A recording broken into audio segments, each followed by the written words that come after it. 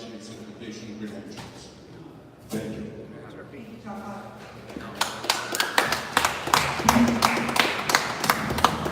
Good job. It's also a wonderful part of the Miami Marching community. On that note, we're going to introduce Miami EOS and Ryan Poole from Real Train. Come on up. We only have a few minutes for this because we're kind of like throwing it in, so we'll keep it brief, but I want to support our local community. Sammy. Come on up. Hey guys, we're EOS Miami. We're the local EOS chapter, and we meet several times a month. We do technical and non-technical events and education. In fact, within the EOS global community, we're one of the most recognized chapters. We were the host actually of the winner of the Pitbull Emerge Americas DAP that won. We were the only EOS project that pitched at the first ever blockchain gaming conference in San Francisco, and we won the EOS San Francisco Social Impact Project Hackathon. And then, like I said earlier today, when Rob Pierce was talking, we're trying to spread out rather than just having all EOS conferences or just going to blockchain conferences. We're actually entering hackathons that are non-blockchain based. So, we entered 2 EOS teams in the biggest hackathon recently in Miami history, the Comcast NBC Universal Telemundo hackathon, and both of our teams won first place in the category, just to show that crypto blockchain is not just for small level enthusiasts that you need for everything. So that was an entertainment hackathon. In fact, one of our teams won the most prestigious award, the Google Cloud Award. So they're being flown out to Google in Silicon Valley for in-person job interviews now. So we're a strong chapter. We'd love for you to come out. In fact, tomorrow we're hosting the coolest Art Basel event for the whole week. We're doing a giant drone race at night. And we're doing a thing with Cedric Gervais as the MC and Lance Bass, the men sing. So anyone's here, you can just come up to me. I'll give you free passes. And if you're a friend of EOS Miami, we'll put you in the VIP area of all the celebrities. So with that, I'll introduce some of the people who are working in EOS project right now, starting with obviously Ryan from Real Train. All right, thank you. I want to really thank EOS Miami. We've created a culture here that supports these big startups like Real Train, and we're obviously utilizing EOS to build some of our platform. It's been something that's been good. It's been months of progression here, and we've supported this long in Miami. I really appreciate the culture we're doing. Again, I wanted to thank everybody here for coming up. I mean, if you see this kind of buzz that we're having here, that Real Train's having, and EOS Miami, and the Brock here, it's I know we're a little bit of a bear market, but we're going to keep that enthusiasm going. Keep it going because, like Brock said, the people that make it through this are going to have some real world results and they're going to make a big change. So, thanks, guys.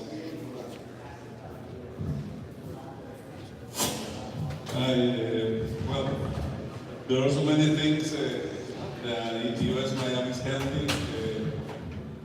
I want to give my testimony. Okay,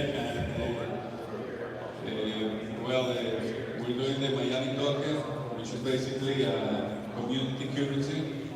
It's more like Bitcoin. It's not like a fundraiser. It's a grassroots, and it is focused on helping the homeless. 20% of the total currency is going for the homeless. And most of the technology team is based in Costa Rica. I'm from Costa Rica. We have 35 people working there. We have apps already there working.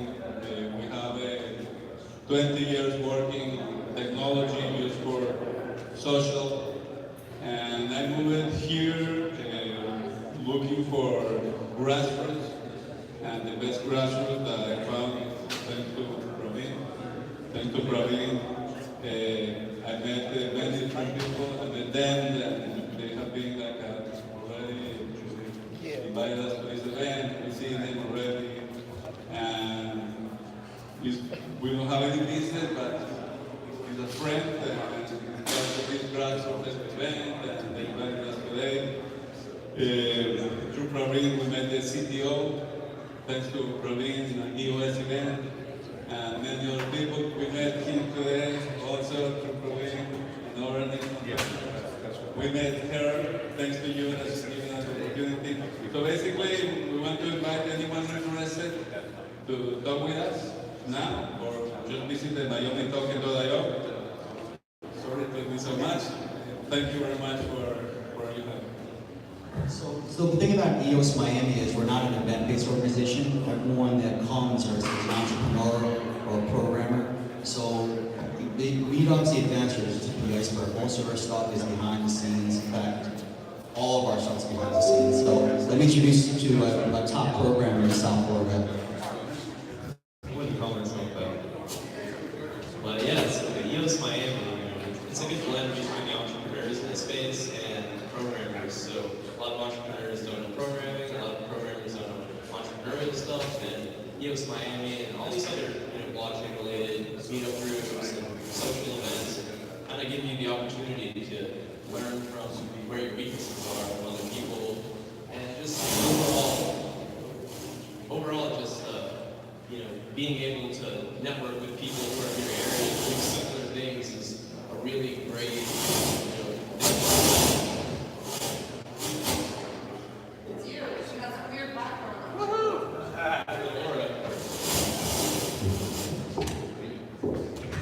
Batteries, you might be getting the story. No, it's you.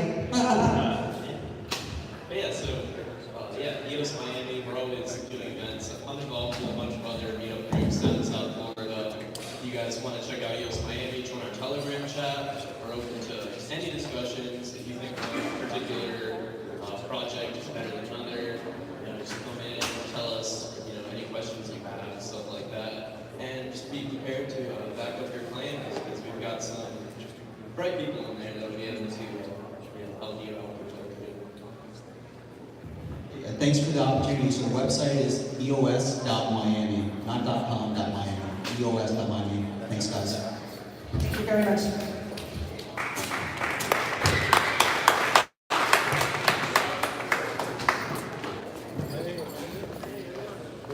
All right, we'd like to welcome Nanny Burks to the stage. She is a friend of mine and an artist here from Austin. She's very well known in the crypto space for her work. Welcome, please help welcome Nanny.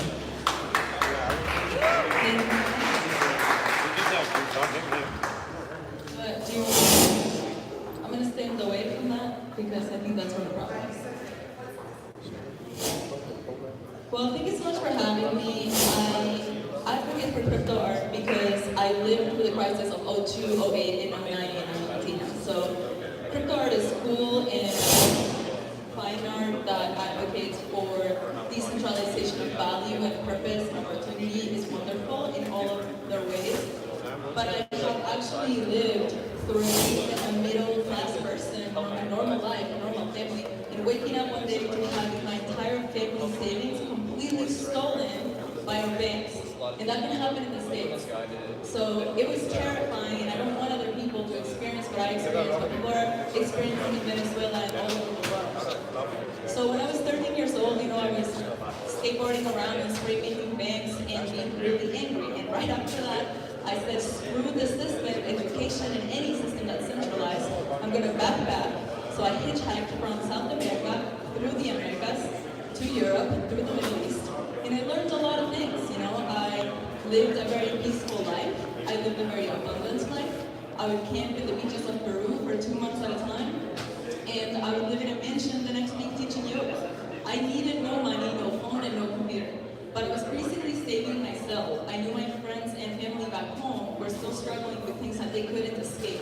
So after 10 years, a decade of backpacking and living the cool, crazy, chill life, me, my backpack, my drum, and spray painting walls and having fun, trading art for whatever lifestyle I wanted to create, I realized that I had to do something bigger with my voice because I'm a Latino woman who works in tech, who's a full-time artist.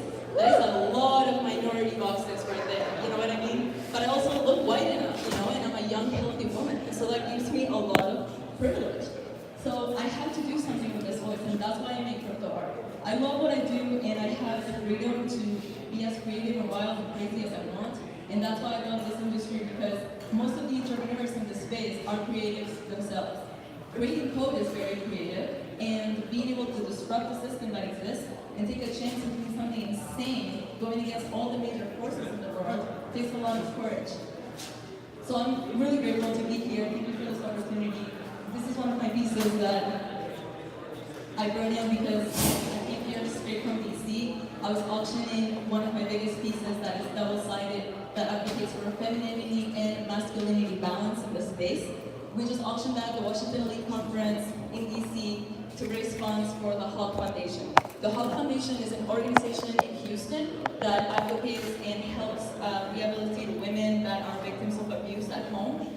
So in that way, working with the Tour de Crypto in auctioning art for good, using crypto funds directly to give this money to charity, we are tackling so many different angles of this. So I can make art and be a philanthropist with the help of all of you who will invest in some of this art because you believe in the mission, and then the funds go directly in crypto to the organization. So there's no middleman, and the Tour de Crypto crew is a fantastic team. They're biking across the states, talking to everybody they can, helping them set up wallets. I mean, there's a lot of good happening in the space. So don't be fooled by the crazy noise and the lingo culture and all this stuff. That's all necessary, and there's no need to put people down because all of us here are doing the best that we can. And we all need money, and we all want to be successful, and we all want to help each other out. I do believe that. And so I don't care if you're like an artist doing the painting the Legos and whatever. That's cool. If Lego calls me to paint it or Mercedes calls me to paint the car, I'll do it too. I have to survive and do this. And so I think the noise and the Hollywood stuff is great for mass adoption, and we need it. Brock was out here. He knows a lot about making noise for mass adoption, but he also works at charities, right? And so the Tour de Crypto is focused mostly on giving back to these organizations and taking nothing. So they find their own sponsors, and I found them on Twitter through a podcast. Just one of those projects that makes you feel fired up again about why you got into this to begin with. And so I reached out to them. I said I want to donate a piece to have the funds go to Hawk. It's still being auctioned.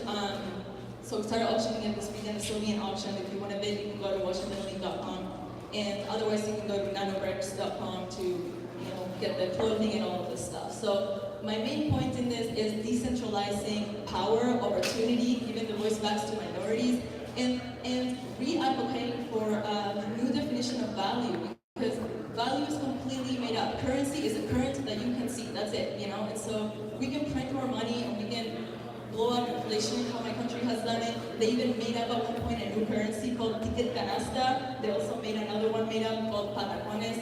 They just didn't know what else to make up, These were things that the government was printing that looked like monopoly money that you could only use at a supermarket because the inflation was so bad that one day toothpaste would be, $3. The very next day it would be $27 and people literally couldn't buy it. So it's insanity, and that can very much happen here. So the power is in our hands, and even if it is difficult to keep our own passwords and to learn what the technology is about, even if it's frustrating that things are glitchy and the apps don't work and the ICOs suck, some are really great, the majority are struggling.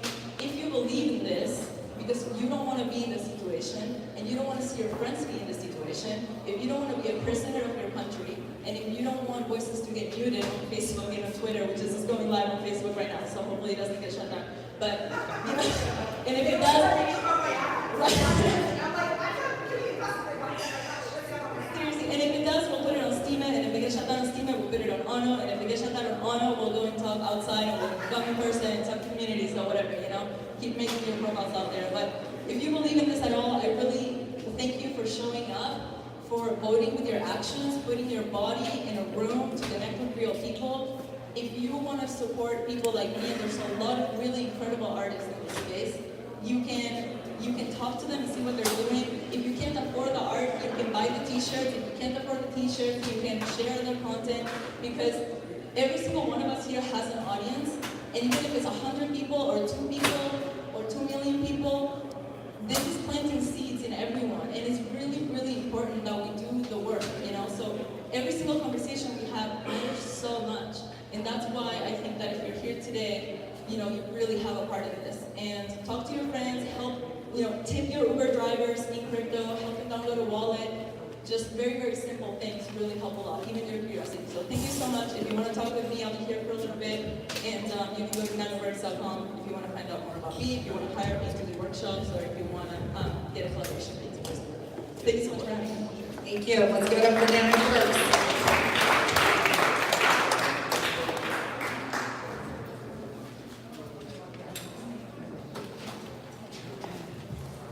All right, we're going to welcome Kurt Wallace to the stage, and then we'll have another artist, Investa, Art for Crypto, come up on stage. And then we have some cybersecurity, and don't forget, we have a cocktail, well, we have a couple other talks coming up that are very exciting. And we have a cocktail reception on the rooftop of this facility when we wrap up our talks, probably around 5:30. So, who has seen the Bitcoin image? If you haven't, I don't even know why you're in this room. So the gold coin with the dollar sign and the B, it kind of became the industry icon. It was not designed to be the industry icon, but it became inadvertently the industry icon. And the gentleman behind that is my dear friend, Kurt Wallace.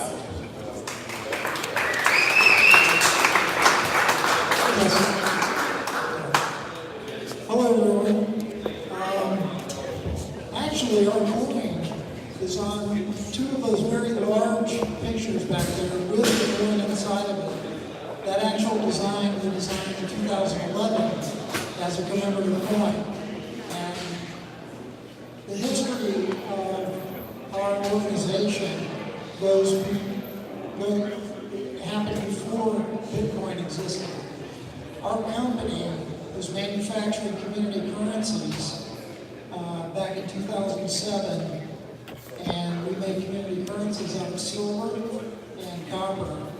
I'm going to interrupt really quick. Kurt has, his voice doesn't broadcast so well, so I'm going to ask the room to quiet down so that we can actually hear Kurt and make sure that his live stream is audible as well.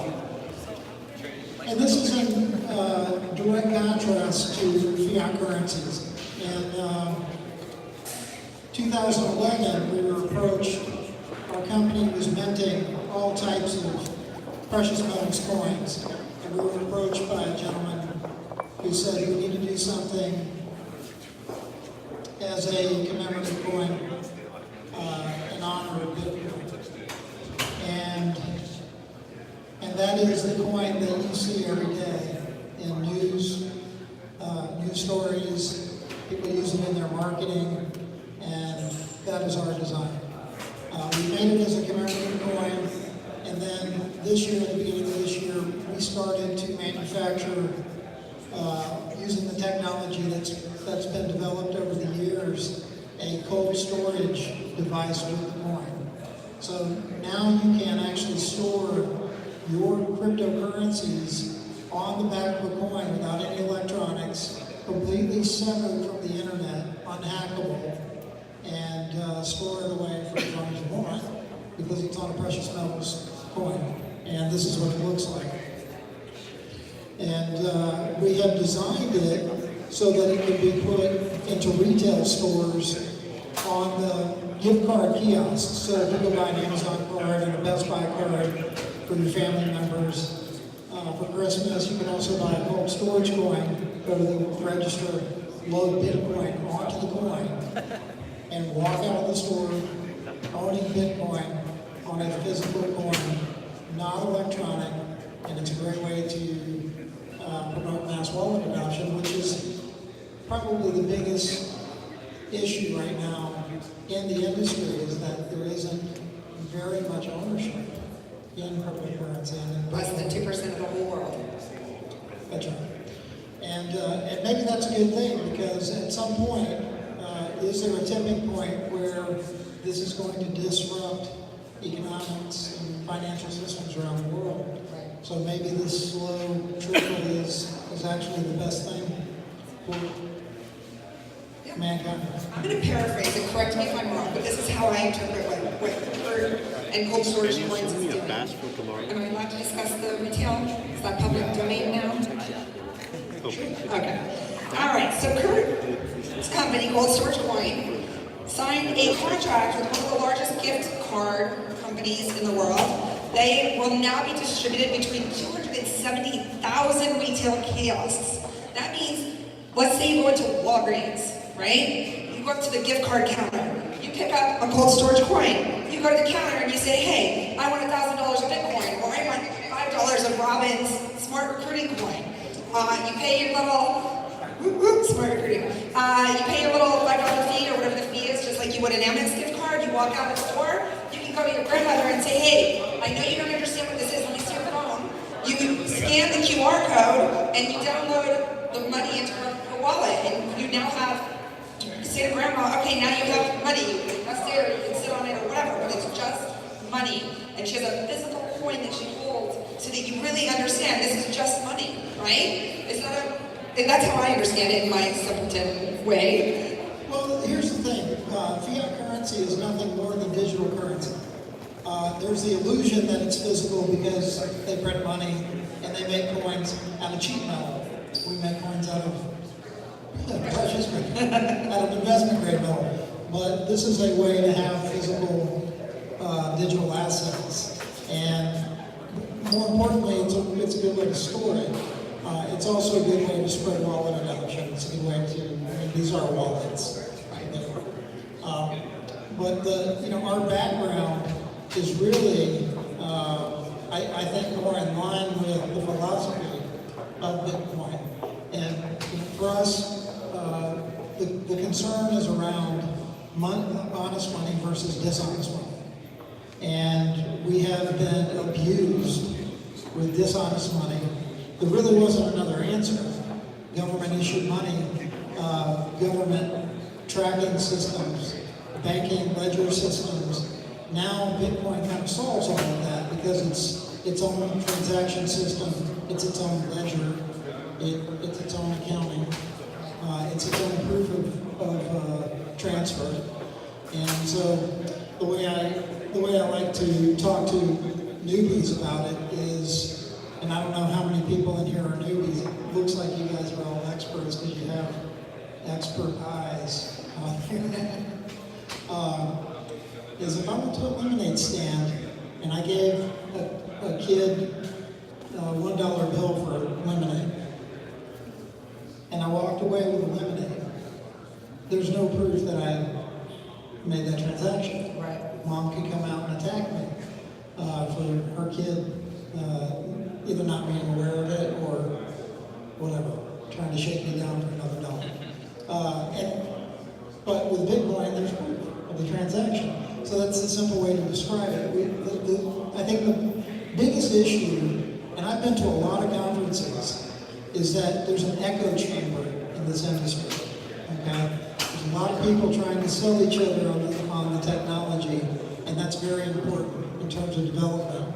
But in terms of people understanding what this is, it's really it's a change in lifestyle. This is a way of life. Using cryptocurrency, and I think technology may catch up and make it easy. So there's a company called what's Marshall's company called? Oh, MetalPay. MetalPay is Venmo that pays you to use it. Yeah, it's a fun way to get people involved in cryptocurrency, but still understanding the fundamentals of it. I think we have to go back and look at what is it that is bringing everybody into this room. Why are people here? I mean, what is the point of everybody getting involved in Bitcoin? Freedom, but sovereignty. what's behind that? Financial revolution. The desire to be left alone and to be able to live my life the way I want to. Is that accurate? Yeah. When you become prosperous and you become wealthy, then you are afforded that opportunity. How about I don't feel like being prosperous, I just want to make $10 an hour, $25 an hour, but I don't want to be coerced. Yeah. I don't want to be forced to use a particular instrument. Right. Right now, that's the world we live in. We live in a world where government force is involved in everything. And I actually disagree with those who say we need to work with governments. I think that we need to use this technology to replace government as much as possible, to eliminate the need for government systems. And blockchain itself can do that. I mean, we can eliminate the DMV. I bet with the minds in this room, we can all gather together and create a service that is on the blockchain where we will never have to go to a bricks and mortar location, stand in line, pick a number, and wait to get a driver's license or get our tag renewed or any of that kind of stuff. Just with blockchain. And that's just one government agency. We can relieve the world of government intrusion. And the thing about government is that it continues to grow, and there's the deep state, and many politicians have no control over what government departments do. I used to be a talk show host. I was a talk show host for about 10 years, and I've interviewed all kinds of people. I was a advisor, and I worked for about 20 national political campaigns. Including? All libertarian. Including? Not the Libertarian Party, because they always is, but there were Republicans who were libertarian, and some Democrats who were libertarian, including Ron Paul. I worked for Ron Paul and Rand Paul as well. You worked for Ron Paul? Right on. You see how my community is? No, in the Fed. So I interviewed this guy from the CDC. He was with the CDC for about 50 years. And he actually states with Ebola. It was scary. And that was in September of 2013.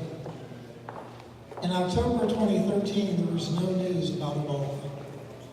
Why? And I called this guy up and I said, what's going on? Why is there no news about it? And he says, I'll meet with you. We come for coffee.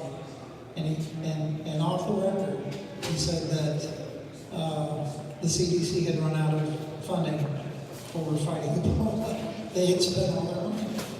And that's the way government works. A lot of it is, I mean, we're being shafted and scammed.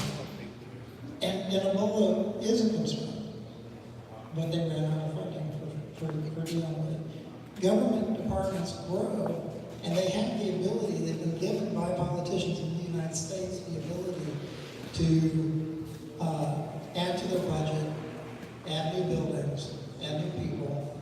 They have to grow in order for them to exist. They have to have excuses for existing, reasons for existing. And sometimes those reasons are good, and because the money runs out, they don't worry about it.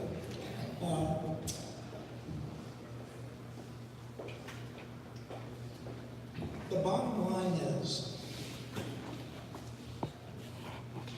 I want to tell you guys a story about Ernest Hemingway's brother. Everybody know who Ernest Hemingway is? Famous. Hey, Key West is right there. Exactly. Yeah, Key West. We all know about his cats. I got married in Key West.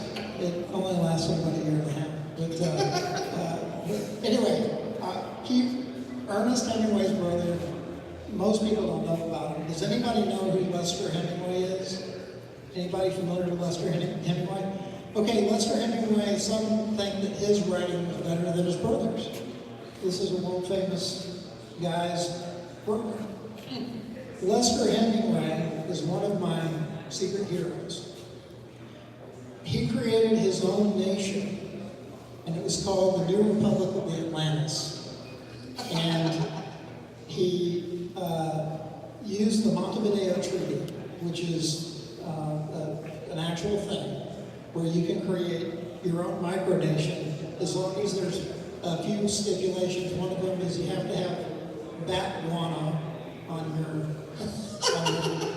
land. Bat poop. I don't know why. Anyway, so he created his own nation. He had his own stamps. The New Republic of the Atlantis was actually off the coast of Jamaica, a mile into international waters, and he took a bunch of rafts, wooden rafts, and anchored them down with an engine block, a 40 engine block. And he had his own country, and there were 8 citizens in his country. He was the head of his country. The thing about it is that he also had his own currency. And his currency, what he did was he scraped the bottom of the ocean, and he just took debris and rubbish, like bottle caps and shells and different things. sand dollars, and he made his own currency, and that was his currency. And it was made out of just random stuff, nothing, right? And he called his currency scruples. Because he felt like rich people needed scruples too. And there's a museum in Austin, Texas, our friend from Austin, that has scruples in it and has information about the New Republic of the Atlantis. And the thing about it is, why would somebody do something like this? I mean, obviously it wasn't going to be successful. But Well, maybe in his mind and his own measures. I'm just totally crazy. Well, he did it twice. He had two migrations. The other one was actually on a sandbar. So the thing is that what I get out of that story is that this is a man who is, you know, thumbing his nose at the establishment, at centralized control, and he was making a statement about what freedom is about, and the importance of individual freedom and individual liberty. And so the United States has had a battle going on from its inception over the control of money and the issuance of money. There have been 3 central banks in the history of the United States. Jefferson eliminated the first central bank. Andrew Jackson eliminated the second central bank, and which was called People's Bank. And then the 16th Amendment created the third central bank.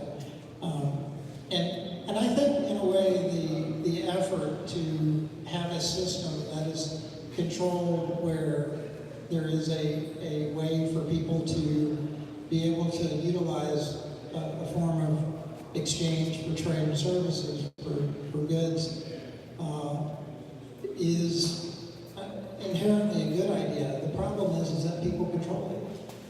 Human beings control it. And the beauty of Bitcoin as a technology is that there isn't anyone that controls it. There's no central control, right? Decentralization.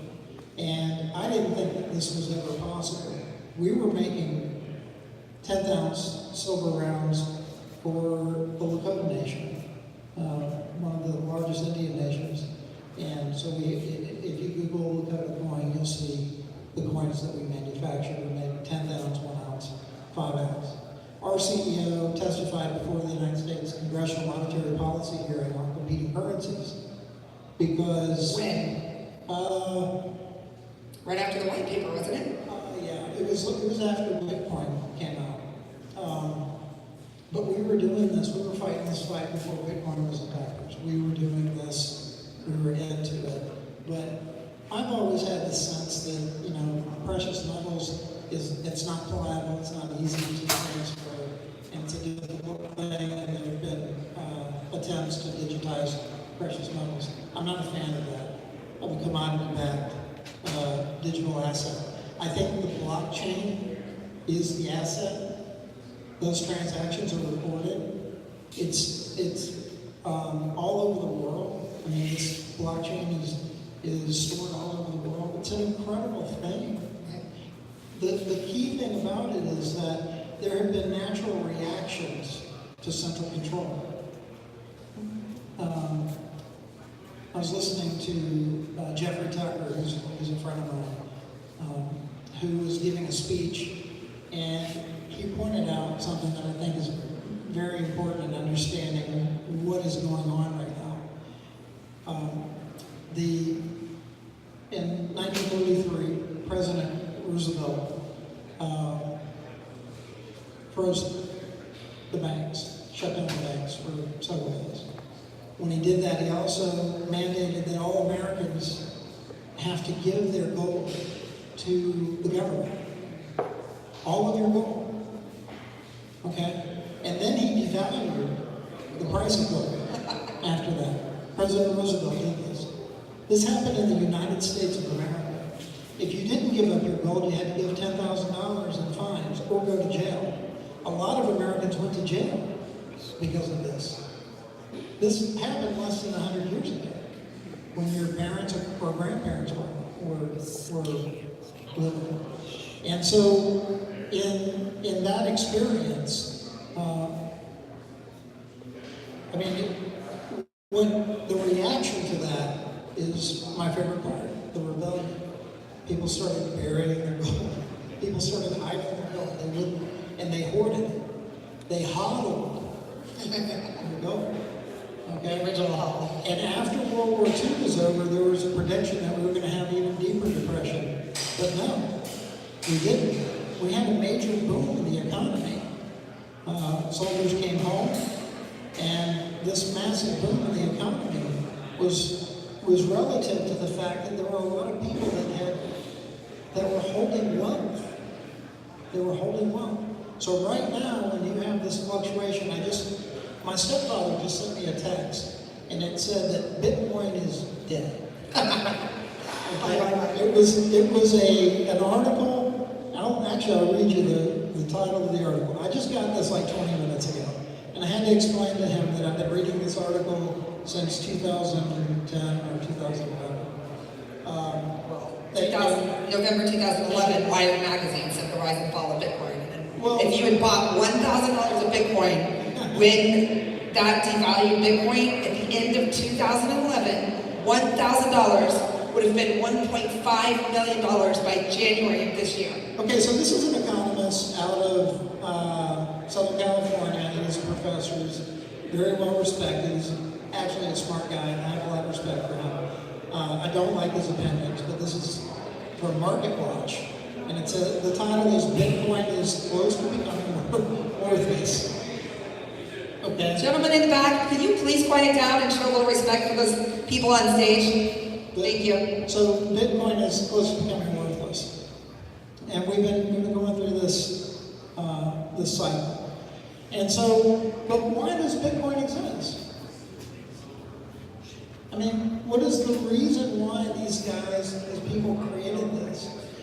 And so that's for me, when I see these conferences going on, I think that we have to make sure that we don't forget the importance of why this thing exists. Right? And it exists because we don't need the nanny state.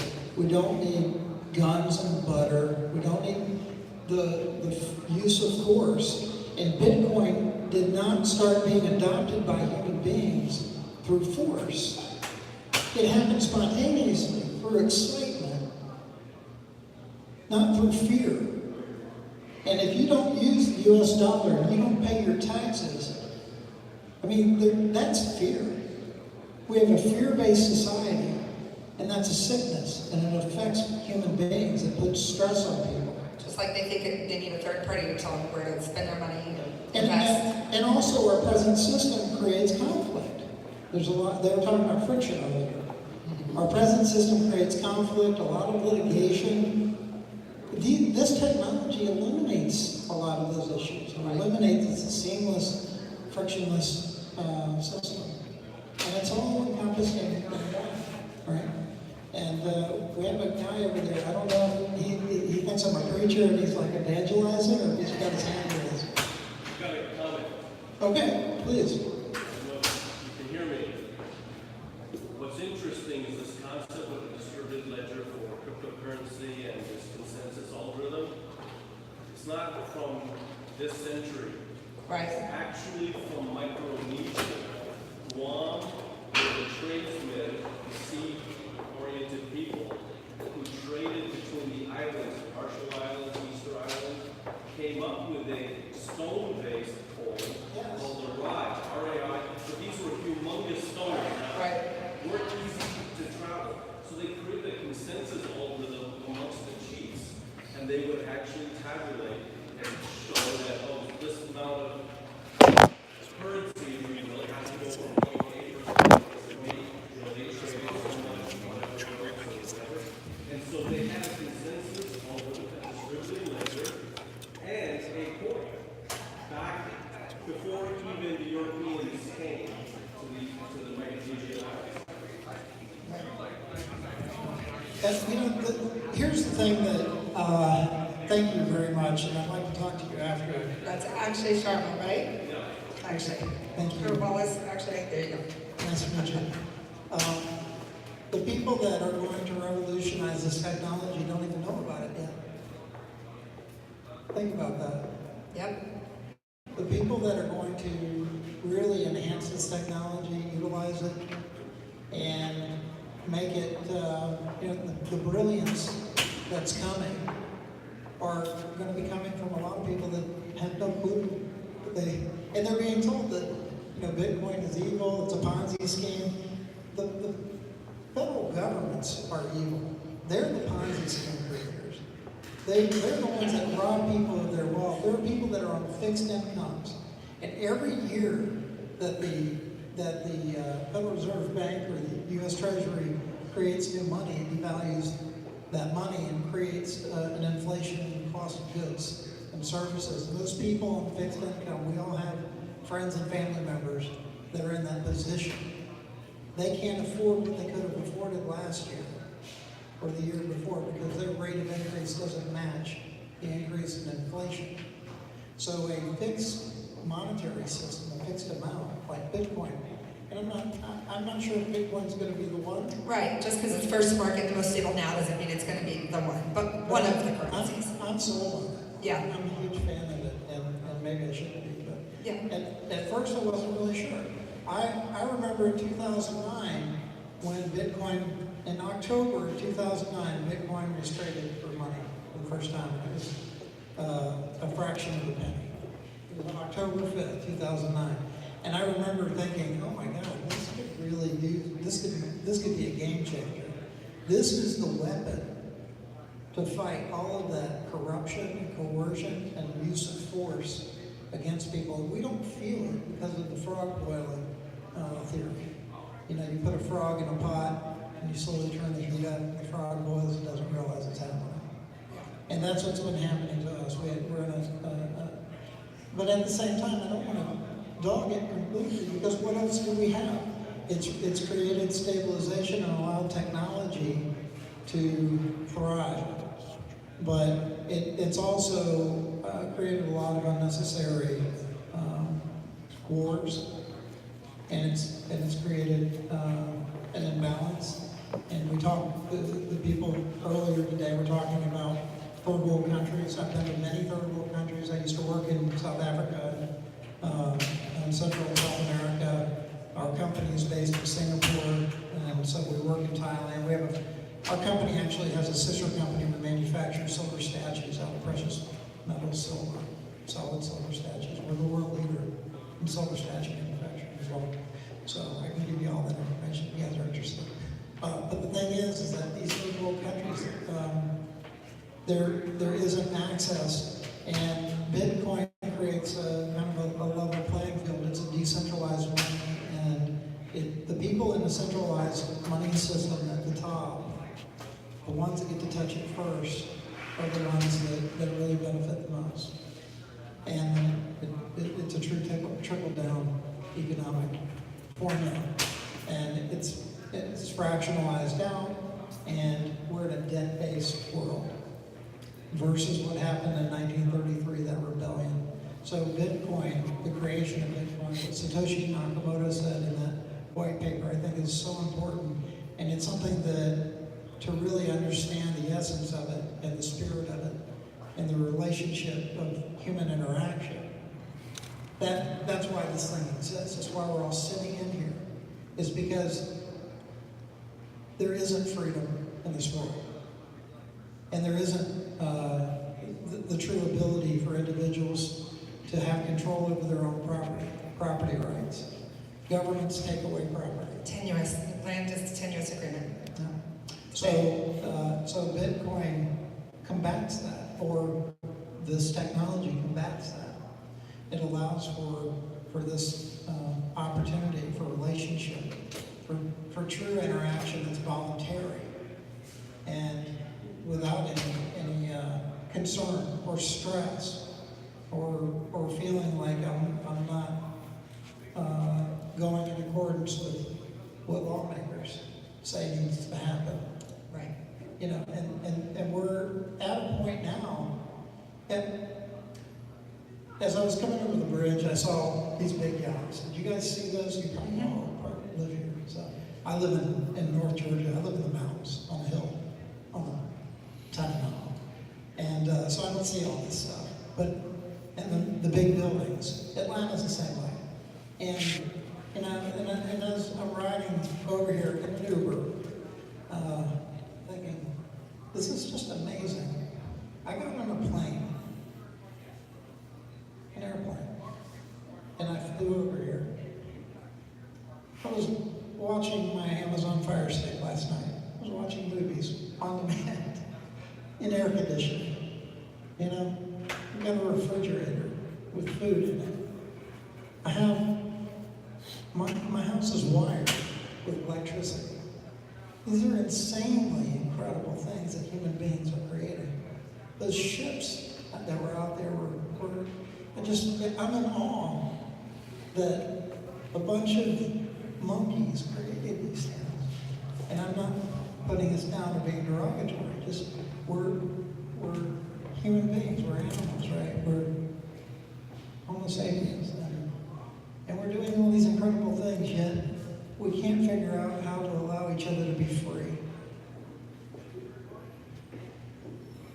It's dumbfounding. You're gonna make me cry, Bert. I hate that.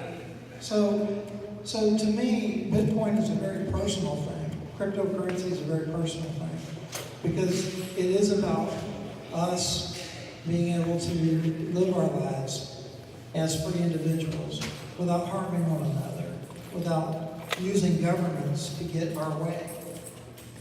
Because it's all voluntary exchange. And I didn't mean to go into that. But It's like Nanny said, all of a sudden the banks might take all your money. You think that you're doing okay, you're working really hard, you're prospering, and all of a sudden somebody has the right to just take it away, and you're devastated? Or what were the countries where they took all the land, it's Honduras or Ecuador, and they just come in, the government seizes all this land because it's a tenuous agreement. These families have lived on this land for generations. It is their only ability. I can't believe I'm getting emotional on stage, but it really is. I love Kurt so much because we see this very much aligned philosophically, and we understand, or at least we certainly have a shared vision about what it means for the world and humanity long term. And so blockchain is so incredibly important to me because, and why I think it's a radical revolution in human history is because of that. It creates freedom, it creates economic opportunity. I don't care if you are a 10-year-old kid, like I said earlier, a Syrian refugee or a refugee in Myanmar. It creates economic opportunity and it creates freedom. And it's a really hard thing to even put your mind around, really, if you understand where this is going to go long term, if you are visionary enough.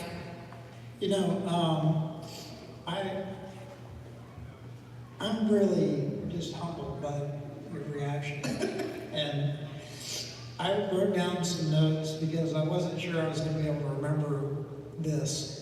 But I think about my life not in terms of what I've accomplished or what I've done, but what I haven't had to do. And I haven't had to compromise my integrity. I haven't had to yield to power. I've learned how to hack society as much as I can, because I'm really an anarchist. I didn't know that. I thought I was a liberal, and then I thought I was a conservative, and then I thought I was a libertarian after Ron Paul.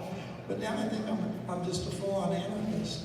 And I mean that in the most pro-social sense. Like, I want to interact with human beings, but I want to do it in a way that we both walk away feeling good.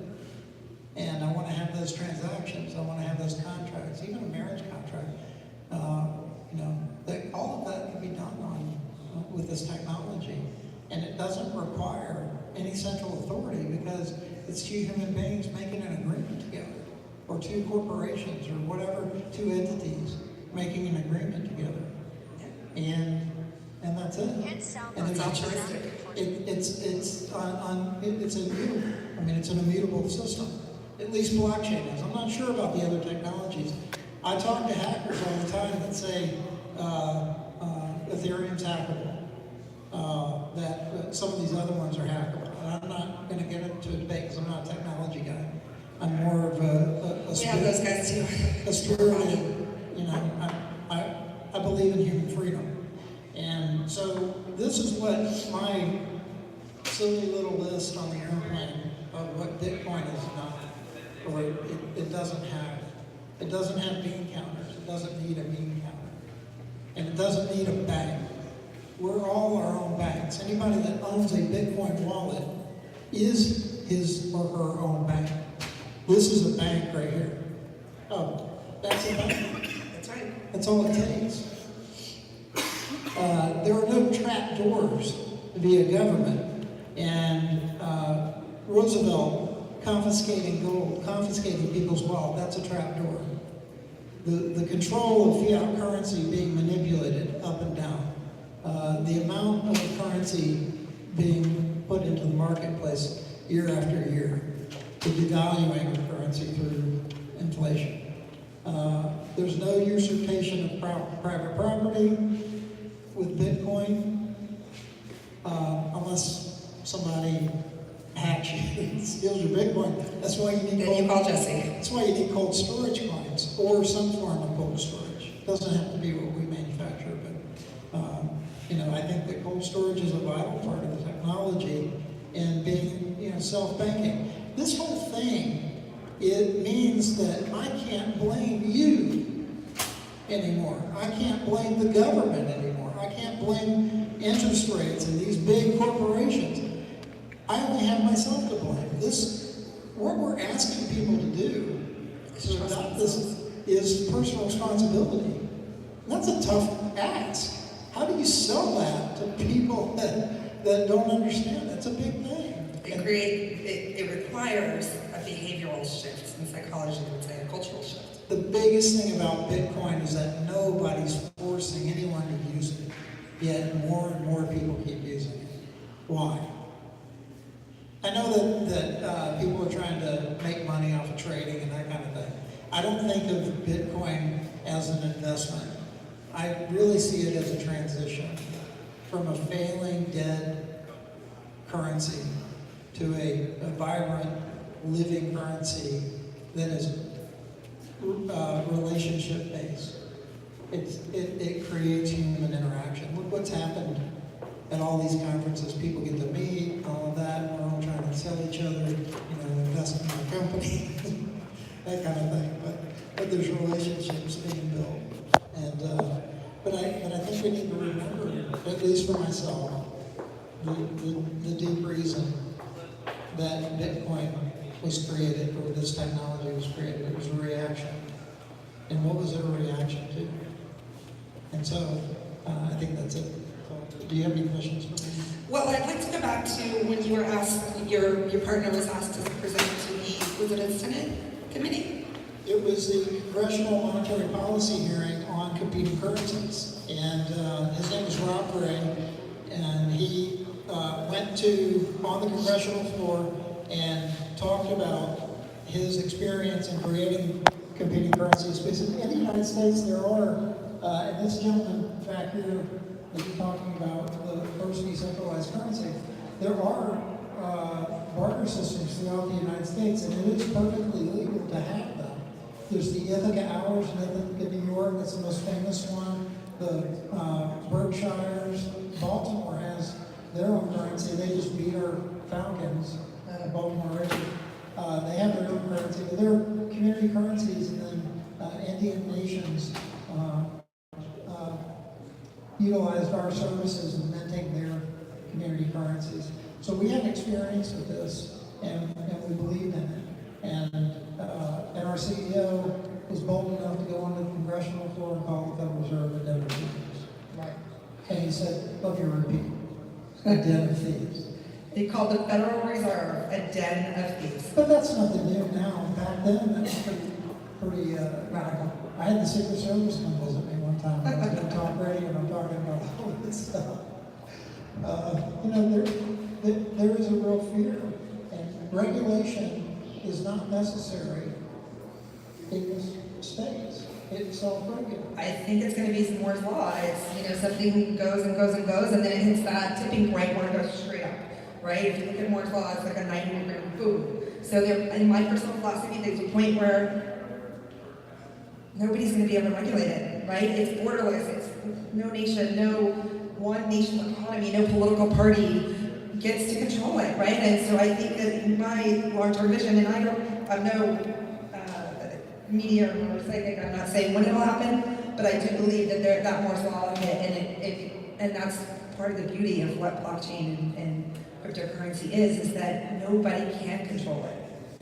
My biggest fear about Bitcoin becoming a world currency is that we hit a point where right now we have less than 1-2% wallet adoption, ownership. People aren't using it. I get my hair cut with Bitcoin every 2 weeks. I went to my hairstylist, my barber. It's not a hairstylist, my barber. She just barbers my hair. And I talked to her about Bitcoin. I explained it to her. I gave her a cold storage coin, and I paid her in Bitcoin. And from that point on, she accepts Bitcoin every time. But there aren't a lot of places that I can do that. I would love to just live with that currency all the time. But my biggest concern is what is that tipping point where there's a run on the banks, where people want to shift over, transition over out of fear. Not out of fear of missing out on an investment, but out of fear that their failing currency is failing very quickly, like Weimar Germany. Right. Is that on the horizon? Is that a real concern that we might have? I have a question for you, circling back to the coins that you make, and they look super cool. I definitely want They them. are Loved your talk. amazing. It was great. Thank you for that. I'm curious about the private keys on those. So are you Yeah. generating key pairs? So the private key and the public key are basically known to your company in some way, and we're trusting you as a third party? Yeah, so that's a great question, and it is that, I mean, that's the typical question. Anybody that understands cryptocurrency and understands cold storage, what he's asking about is the key pair. Because a key pair has to be produced in order to create cold storage. You have to have your private key and your public key. Your public key is your import key. It's sort of like a mailbox that has a lock on it and it has a slot, and you stick your mail in. That'd be like putting your money into the wallet. And then to be able to access it, you have to have the key, the private key, to open up the mailbox, take your money out or your mail. So it's that sort of thing. And with a cold storage coin, what the process is this. What we do is we generate a key pair, a private and a public key, in a secure location, airtight system. And that process is proprietary. We laser engrave the private key onto the coin, so it's permanently on there. It's flood-proof and fire-proof, and it's electronic failure-proof, and it's hack-proof because you can't, I mean, there's no electronics involved. It's just simply a QR code, an alphanumeric code. Depends on the type of blockchain, because we have it for Monero and Litecoin and Bitcoin Cash, Bitcoin, a bunch of different ones. We don't have it for EOS. But, maybe we should talk to the EOS people later on. The process for us is that we do it in a secure room. But it's basically like packing cocaine. Everybody takes all their clothes off and goes down and okay. We just hire hot people to go in and out. No, but it's very few people go in there, and the question that we're asked is, how can we trust you guys? And that's the main question that we're asking. And my answer back is, how do you trust an exchange? How do you trust a hot wallet? How do you know who has actually developed all of these technologies? Who they've hired in the Philippines or in Third party, yeah. third parties to work on this? How do you know there's not a backdoor in every piece of technology that you're using in this industry? And I'm not saying that that's happening. I think that most people have self-interest in mind like we do and want to be successful and make a lot of money like we do, and are not going to encumber that. So our company is based in Singapore. I don't know if you guys have ever been to Singapore, you know the laws in Singapore, but you can't chew gum. There's no bubble gum in Singapore. They stamp on your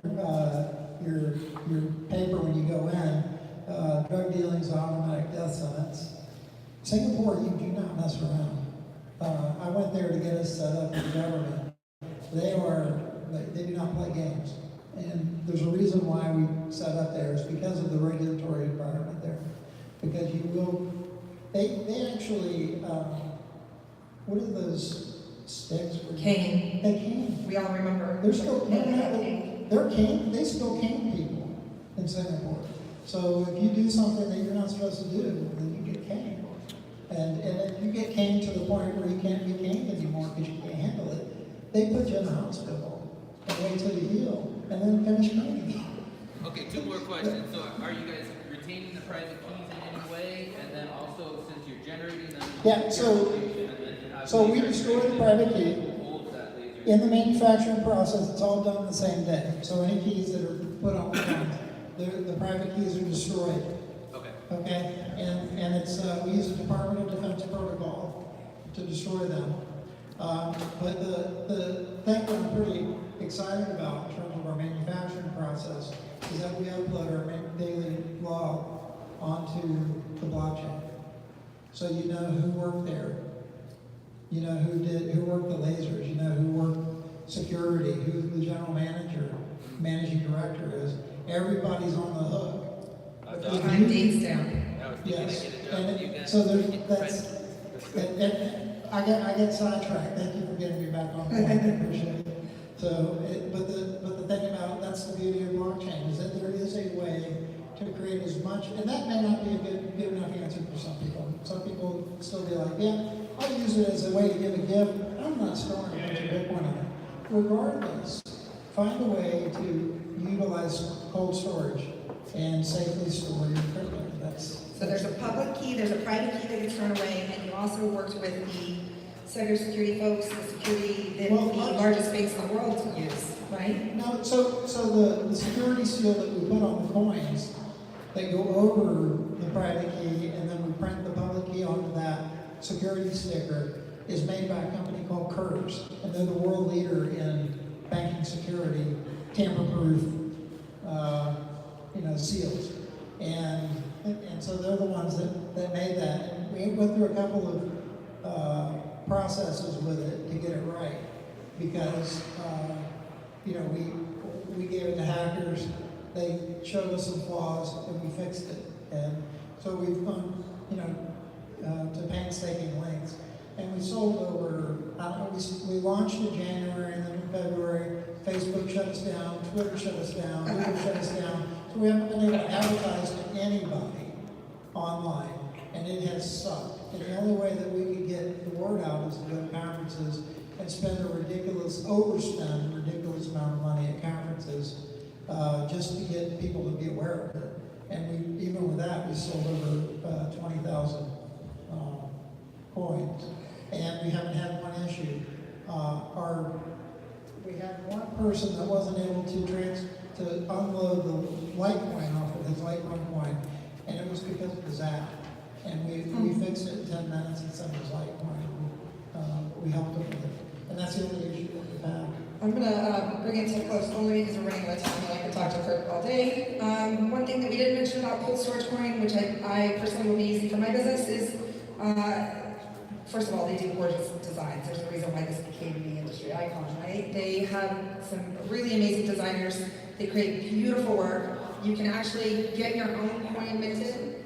Those of you that are creating your own currencies and tokens. I will be using it not because I'm going ICO and trade an image overnight or create some new currency. I'm going to use it just to create mass adoption in the sense that I can hand it to my clients and say, hey, Ultimate Software, hey, Citrix, Microsoft, give this out to your employees, right? And if you're holding it, it becomes much more real, right? You understand that it's a currency, it's just money, right? So something to keep in mind is you guys could actually make your own coins as well, and they're just gorgeous.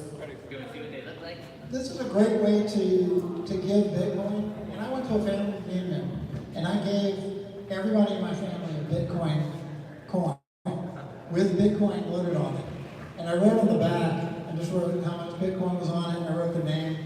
But an hour before that, my law enforcement brother, who's 6'5", towering, intimidating, bond-sniffing dog officer, said, we're getting trained in dealing with your cryptocurrency criminal world across the dinner table. And I said, oh, that's nice. That's nice. And then I gave him all of his kids and his wife Bitcoin. And an hour later, and guess who was sitting right next to me after I gave him the point? Oh, how do you download a hot wallet? How do you do this? Can you transfer some more to me? So about an hour after that, he comes over and gives me a bear hug. And this is very awkward. How are you doing? And he says, thank you for giving me the Bitcoin. I'm sorry for busting your chops. I love it, and I'm really interested in it now. What this coin does is it circumvents two issues, and they were talking about it earlier, about education. You know, education or information. Information is the way to spread wallet adoption. But the problem is that people don't have time. They don't have time to go learn about, take a course in blockchain technology and what does this all mean. They need to have some different kind of motivation. See, I think the problem that we face is an emotion, and it's fear. But fear is really actually two emotions. It's also excitement. You can get on a roller coaster and be excited and scared at the same time. And it's just a matter of perspective. And so we kind of flip the coin to the excitement side. Sure. Flip the coin. And I thought that was really important in terms of communication, that we would be able to, I just put this in front of somebody and watch, and they start smiling and they get excited. It reduces fear. What it does actually is it circumvents the need for education, and then they can reverse learn on their own. And I've watched it happen over and over again. It happened to my brother. He gives me a hug. He says, thank you, and I'm going to learn about it now. And I'm sorry for busting your chops. He did a 180. He did a 180. He says, thank you for giving it to my kids and my wife. I'm going to put it in my safe. And then he says, but I have to ask you one question. Why did you give Mom more Bitcoin than you gave me? And I said, because I love her more than I do. So this is our relationship. But the thing is that this is a great way to communicate cryptocurrency. It's not the only way, but it eliminates that fear and lack of education. Those are the two impediments. Powerful vehicle. Yeah. Yeah. So, Very good. yeah. Should we do Q&A real quick? All right, come on. Do we purchase these cards now, or we have to wait for them to go retail first? You can purchase. Or, I'm not sure I understand the question. Can we get these cards now? Yes. Online or wherever? Yeah, you can. Come see Kurt when he comes off stage. He can talk to you about that. But yes, they are available now. I have them in 1 ounce copper and 1 ounce silver. So you can purchase them, and I have a bunch of different blockchain. I have Monero, Litecoin, Dash. You can also go online and purchase whatever you want. If you want the gold version, Yeah, you can buy 1 ounce gold. coldstoragecoins.com or Yeah, coldstoragecoins.com. Cold Storage Coins. And as far as, there's no crypto on it. We don't sell Bitcoin. Just wanna Right, we have make to that know. clear. Yeah. Right, I don't know. Government, we don't sell Bitcoin, we just sell empty wallets. Right, no, that's. Yeah, in case the government. All right, let's give it up for Kurt Wallace and Cold Storage Coins. Thank you, Kurt. It means a lot to me that you made it on today.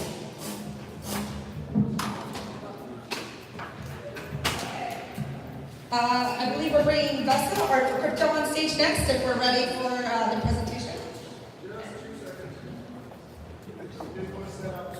We have really good talks. I know it's getting late in the day, but there's some really cool talks coming, so I hope you stay and enjoy the last few talks.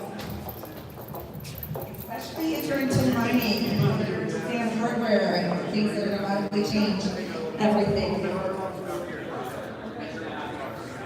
And we still have a cocktail hour or reception upstairs on the rooftop lounge.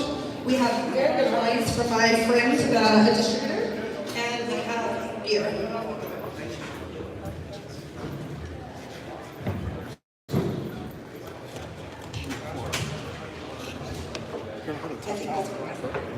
This is my friend Vesta. He currently resides in London. Another very well-known, world-renowned artist. He does art for crypto. Hello, everybody. Okay, let's move on close. All right. energy in this. I'm going to sit down though because I don't have the clicky thing that I usually have to move through slides. So I have a friend back there helping me out a little bit to tell the story. And you actually get to witness something like the story right now. So I hope I'll get you as excited about this all the time. So here's the first slide. Do you have it? No, that's the second. Go back one. Okay.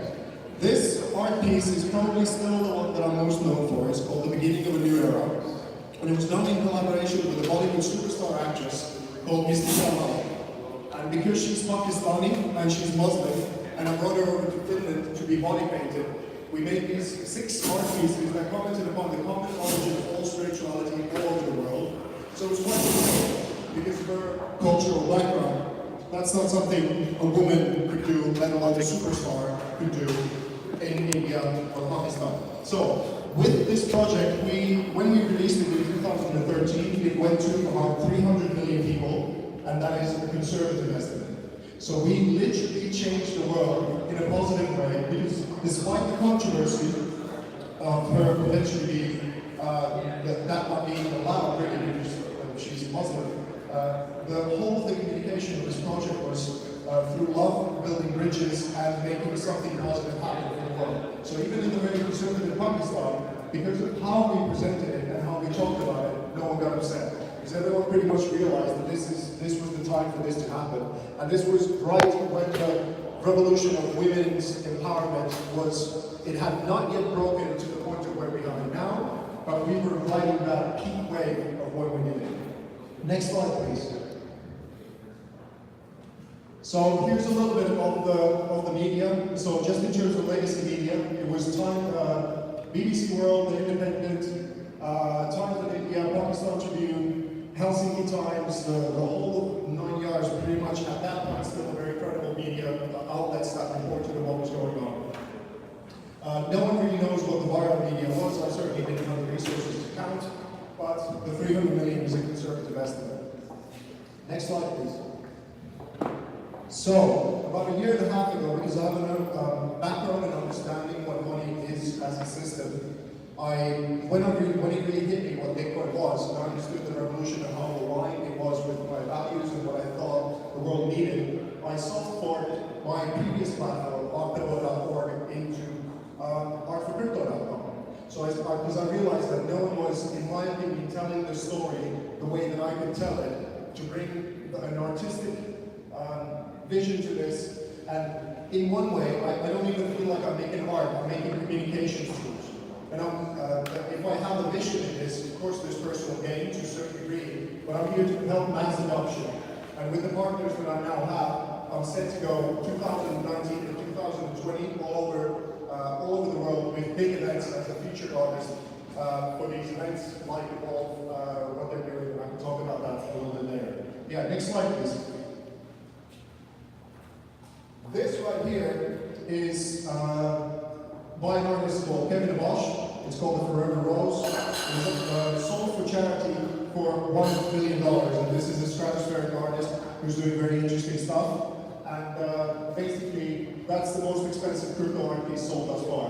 And this crypto kitty right here on that platform went for $170,000 at an auction. So those two are leading the way in terms of how much an art piece has gone for. Next slide, please.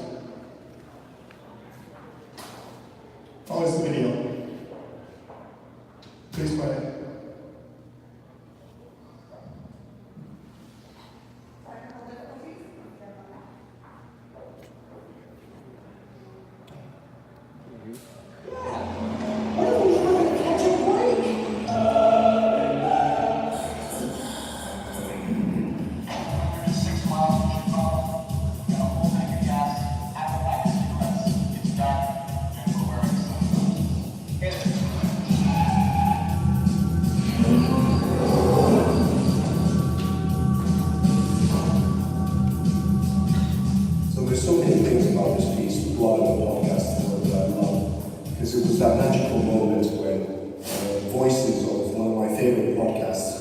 not only start talking back to me, but take an interest in what it is that I'm doing. Yeah, I'm looking through your catalog of stuff. You guys need to check this out at our,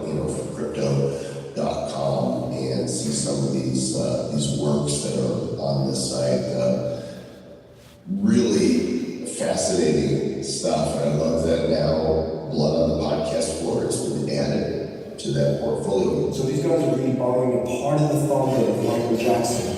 They're good kind of bad what that the logo stands for, with the crown on top, and of course they are the king of the hill when it comes to crypto podcasting, so the headphones are a reference to that. It's not only about them, it's that all of us who are listening to the show and participating in it get to be royalty free, as well as, of course, the badassery of what FM means, because it used to be radio, and now MF is real smart motherfucker, that's right. 1, 2, 1, 2, 3, 4. They derive their power and this thing from the great body movies of Hollywood, and that's something that I desperately wanted to be a part of. They masterfully dragged me into the mud with them and exposed my weakness of not being able to revel in the sludge as well as they did. They are, of course, aligned with Gonzo journalism. We have a common mission in Las Vegas. And suddenly the front door opened of the bar, it was way in the back, and I saw sparks, these hideous sparks that were kind of everywhere. And then I realized as I came closer, the sea was parting. Hurling himself out of the way, and he basically, in his left hand, he had a 3-foot cattle prod, and in his right hand, he had a taser gun. And the next thing I heard was, "Out of the way, you bastards!" And the sea parted, and we arrived. And we shook hands, and then we went back to his house and took the bomb. And I shot him. So essentially that World CryptoCon logo has that whole story in a graphic form. Sometimes when I think of the show, now especially that 2018 has been quite the ride, the band on the Titanic comes to mind. And I don't mean crypto as tangible altogether. I mean friendship, brotherly, professionalism, in this good spirit of understanding that the important thing is to nudge these noobs towards the lifeboats and helping women and children along the way.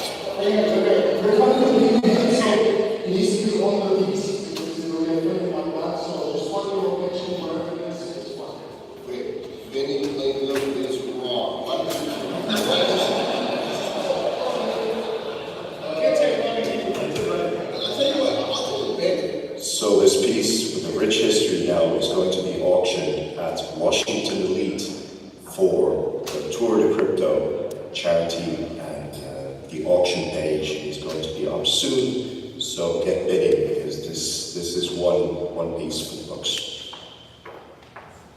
Okay, so next slide, please. So the name of it is, as I said, Blood on the Podcast Floor. And today, actually, let's go forward. Next slide, please.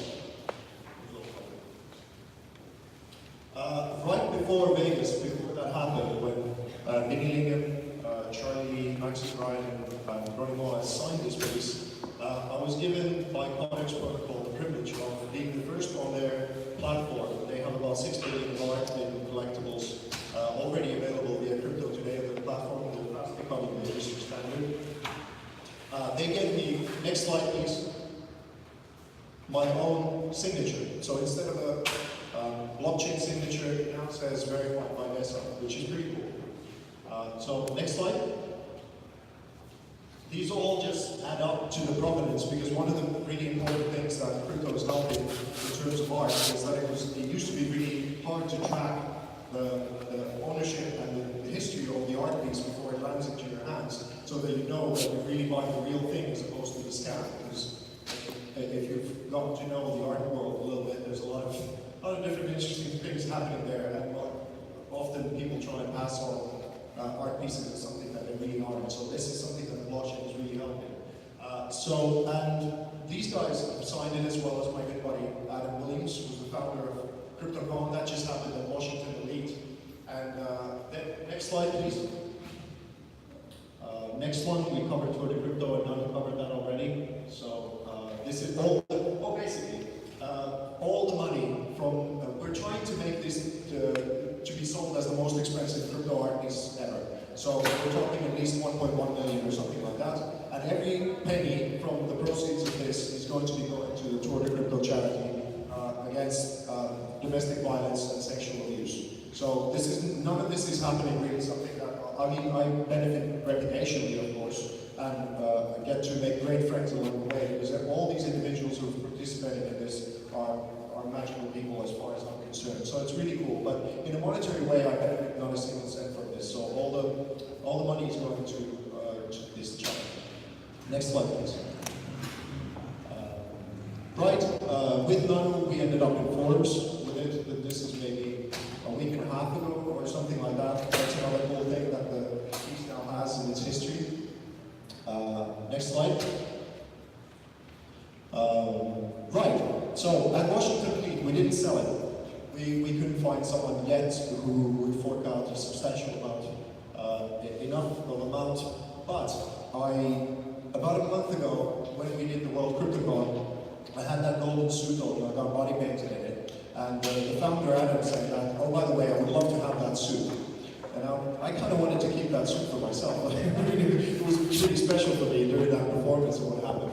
But I said to Adam that, okay, I'll give the suit to you, so you'll become the custodian of it but when the world's first crypto art museum opens, you have to donate that suit there, because I think this is becoming historic.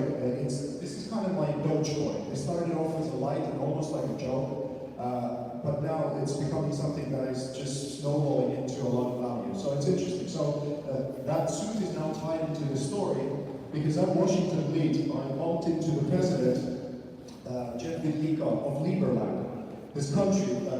Next slide, please.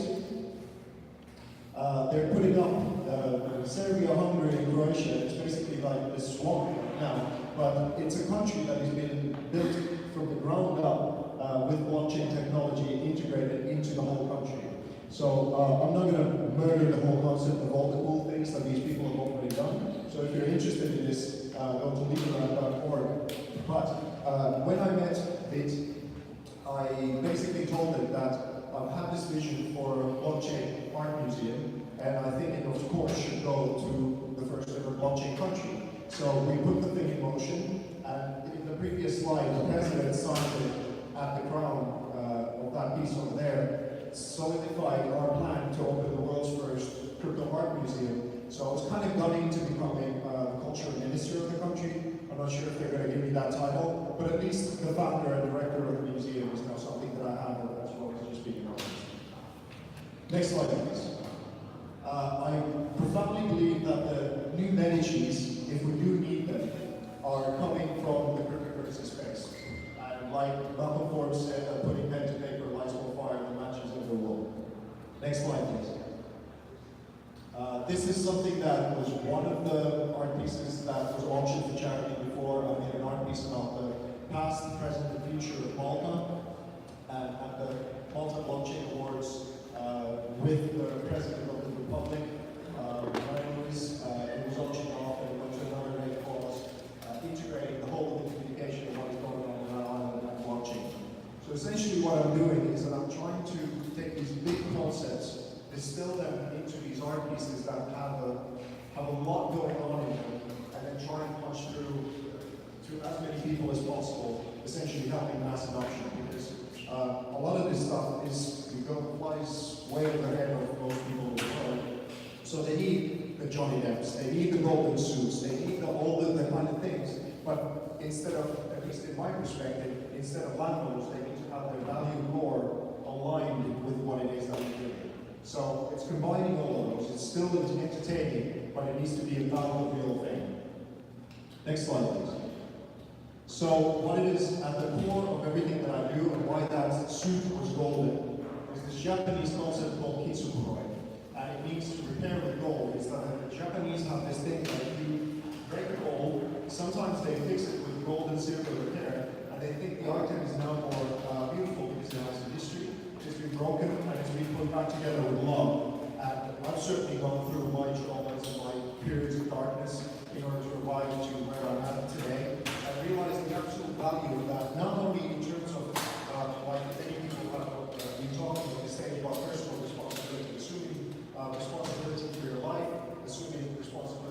for your finances, your spirituality, and everything. This is kind of like the core of blockchain. So when I got body painted, there was this very phenomenal lady who went through her own empowerment process of body painting herself gold in vision of this. And this is how I kicked off my keynote, is that I came on stage after she'd gone through what she did, and then she body painted me in this black suit. So a suit is not something that is essentially today a symbol of soul. So what I'm trying to do is like say, well, we need our personal responsibility for our own healing, but we also need to heal our systems. So the significance of that performance was that maybe Bitcoin is the goal to our money. Maybe that's the thing that patches us up and we get moving to heal that system. So it all sort of aligns together. But it wasn't just having a suit, it needed to have a whole concept of how that's relevant to the whole us going forward as a human race. Next slide, please. So it's the pizza effect, really. The blockchain really, from Bitcoin, really kicked into gear when a couple of pizzas were bought. It became tangible, it became something out of the abstraction, and something that you can see that, oh, something actually happened with it. It's not just an abstract concept. And money, art, and spirituality, and even love, they're high abstractions, and they require a direct experience in order for them to become real. The first time that someone sends you Bitcoin, and you see that maybe you made a transaction, for me, my first transaction was for $4,000. Actually, to a gentleman you see right over there. You can see Michael. So basically, that's how it became real, and I was able to exchange that money through Coinbase into something that was in my account. So the abstract became a reality. And one way to make this thing real, especially for those companies that have done well, or for those individuals who've done well, what I recommend everyone do is like, just a while ago, we saw the whole of Facebook being absolutely flooded by these videos of people just being shocked and in horror of all these animals that were filling up with plastic all over the oceans of the world. So there's this miracle kid boy in Slack, who's put together this ocean cleanup project, managed to raise millions of dollars as a surfer guy who just wanted to surf. He realized that there was a problem, so he put together something that is now accepting responsibility for something that the world's governments haven't done, even though it's been right in front of us. So if crypto truly is a global currency, if this is a truly global revolution or evolution, however you want to put it, we need to accept responsibility for those problems that the previous establishments weren't accepting responsibility for, and this is how you make it real. This is how you show it's not only about a bubble or mafia or whatever bullshit like that. We are here to help the evolution of humanity, and you need to put your money where your mouth is, as well as all the energy and will of what you have, your whole heart. These are the kinds of projects that need the help, and even if your heart is not in it, for the most cynical, if you need to take your project to the next level, you need to get some attention. Find a hotspot of where the world needs help, go and deliver it, and reap the benefits, because whether your heart is in it or not, still the actual effect of you helping will become reality, and your project will be going forward. I'm obviously not endorsing scammers, more scammers to come to this place, because God knows we have enough of them. But still, if you can help, somehow contribute first before extracting value out of it. There's a lot of traders, everyone just wants to landlords. I think that if you're in it for the landlord, try and find a way to contribute first, and the landlord will follow. I think that's the quickest way to do it. Next slide, please. The next thing that I'm doing and where this piece is going, this was actually signed by Rob Pierce and Jerry Gardner here earlier. I'm not sure if I mentioned that or not. Anyway, it just keeps snowballing. And where it's going next is And this. filmed by CNBC Crypto Trader, which was also filmed by CNBC Crypto Trader. Yes. Cheers for that. So it's going to Art Decentralized. And this is on the 6th at Nikki Beach, and I have the privilege of, for the first time, of being the featured artist of spearheading the whole conference on the day. So that's very cool, and obviously Tesla is quite aligned with my values, so I'm excited to see them over there. For the first time as a company, I bumped them in the second place, so that was cool. Next slide, please.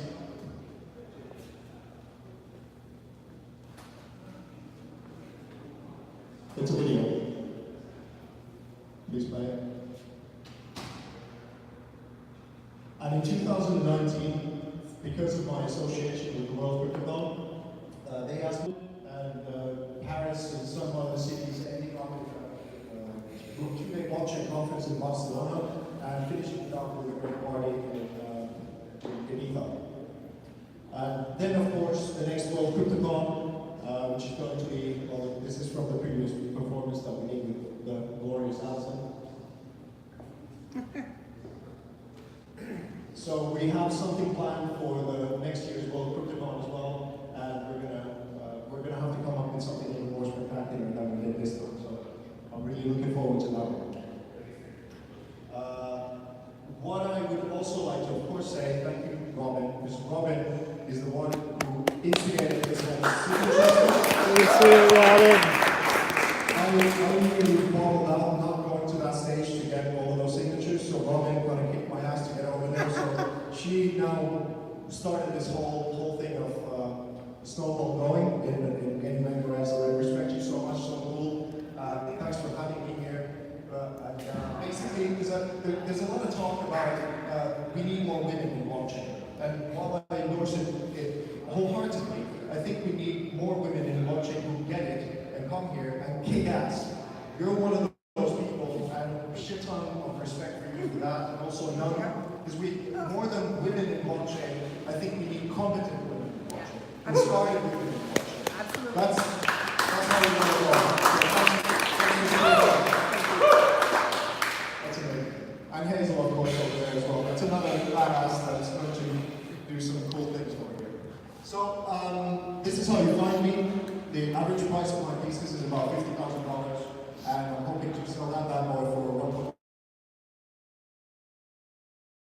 $1.5 million.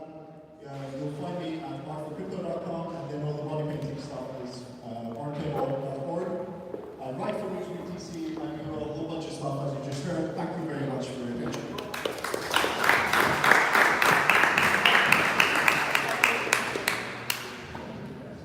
I want to say he came all the way from London for this event. Well, by way of DC, there's actually two events, but I actually went all the way to Vegas after I really didn't want to go to another conference just to support him when he did that live performance where he got wiped and cold. And I just think you're amazing, and thank you for telling so many meaningful stories through your heart. Thank you. All right, let's give it up for Baseline.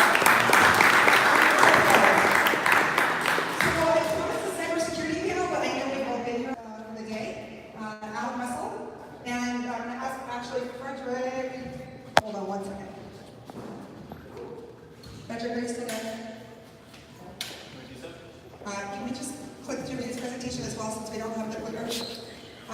Okay, Adam Russell is the person behind BitDragon, and he has some really interesting stuff to share with you about hardware and some stuff that's going to change the entire industry, really, and the entire mining aspect of the industry. So please help me welcome Adam Russell.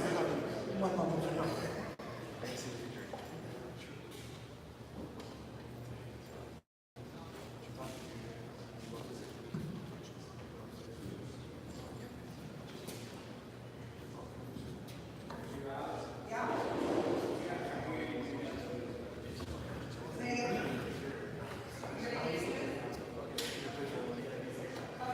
You know what, Jesse, why don't you come up on stage? Let's talk for a few minutes while we're waiting on their presentation. Since you don't get to give your entire talk. So I met Jesse in a very interesting way, and I hope I'm okay disclosing this. We were both at a conference here in Miami recently. It was the B-Sides conference, which is cybersecurity, and had a lot of blockchain panels. And, well, how much should I disclose? I'll disclose this. When he went on to his panel, the way that they introduced him was pretty interesting. They said, when your wallet gets hacked, when you're a high net worth investor or you're a big company like Goldman Sachs, this is the dude you call. You call all your advisors, and they say, who the hell do we call? And you call Jesse Burke. So there's my introduction for Jesse, my Mr. Robot friend here. Yeah, so here I am today. As always, I like to dress in all black. The joke is, with me and my clients, if you see me, it's not a good moment. I'm here to deliver some bad news. Kind of like the Grim Reaper of space. The reason why I like to come to these conferences and talk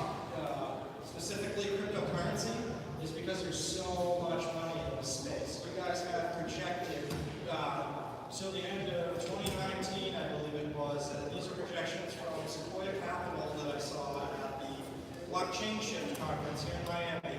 Crypto is predicted to be a $20 trillion plus market by the end of 2020. So it's kind of a no-brainer. There's a lot of money there. There's a lot of VCs and due diligence that's going to need to be performed when individuals get breached. So here I am introducing myself. Unfortunately, I'm not able to give my talk today. It's about 70 minutes long, and it's pretty technical. So I'm going to wait until Thursday to showcase some of my skills.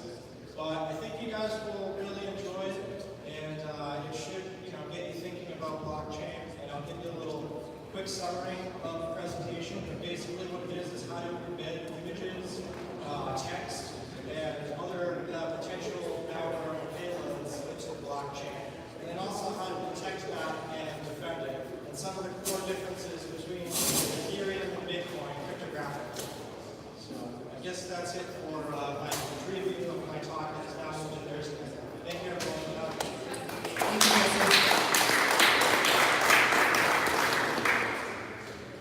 So what else are we going to talk about? We could get into all our conspiracy theory stuff. No. We're not. I don't think so. No, we're not streaming. What was the last one that you recovered? Sorry, what was that? Last one. What was the last one that you recovered? The last wallet that I recovered was for a local celebrity here in Miami. It was $1.8 million worth of Bitcoin that was stolen from a individual in Brazil. And we were able to recover it by working with the exchange because the individual had actually tried to put the coins through a mixer and then deposit them back into an exchange, but the attacker was immediate. I don't know how else to put that because he went right back in 1.8 million Bitcoin versus say going Monero or Zcash. When you go to Monero or Zcash and convert to a different blockchain, it's gone. He didn't do that. He went 1.8 out through a mixer, 1.8 back in to a different exchange in Bitcoin. We contacted that exchange because we were watching all of the transactions and we got the money back from the client. One problem that I see a lot of people say is that like when they put their coins in like their coins become dirty, right? They go into the silver or whatever. That's why it's on the wallet. So what do you think about the sovereign wallet? I'm sorry, which wallet? The sovereign. Oh, Wasabi wallet? What do you think about the Wasabi wallet? Wasabi wallet, I've never heard of it. I'll have to. Just don't ask him about Monero because we'll be here for 3 days. The exchange, so there was actually 3 different exchanges for that coin. I don't recall which it was that had the largest amount. But I'm going to throw a bit stamp on the boss and say it was probably that. So they actively anyone who asks for data or is it just Yeah, we were collaborating with the